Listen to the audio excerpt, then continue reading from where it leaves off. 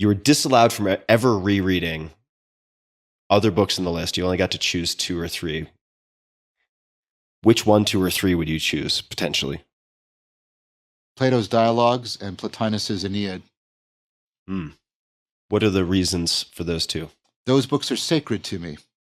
Remember I talked about sacredness as an inexhaustible fount of intelligibility?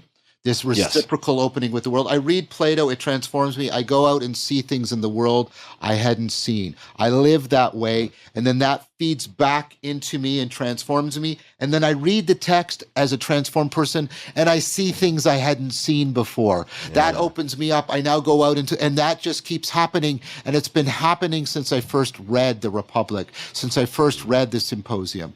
I read Plotinus's Aeneid on the nature of beauty, or on the nature of one and contemplation, on dialect, any of these great Aeneids. And what's astonishing about Plotinus, and it's Neoplatonism, so you need to be educated in Platonism, Stoicism, Aristotelianism. So I don't recommend people just pick up Plotinus. Read some good secondary sources on it first. But imagine you could read a text that was simultaneously a profound philosophical argument and a spiritual exercise that was transforming you the way meditation and contemplation do, and they were woven together with irreplaceable artistry. That's Plotinus. That should be the book blurb on the back of the cover.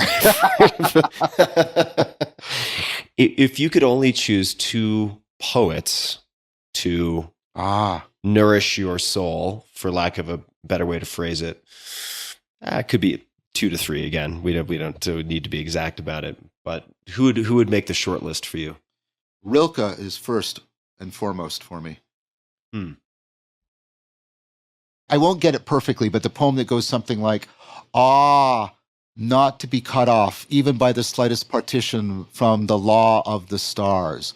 What is it? What is it, if not intensified sky, hurled through with birds and filled with the winds of homecoming?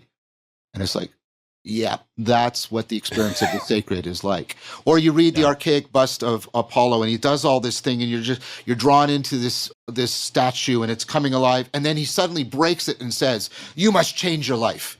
That's the deep response to beauty. That's the most appropriate response to beauty. You must change your life, right? So Rilke, hands down. The second one is a bit of a toss-up for me. Probably Blake.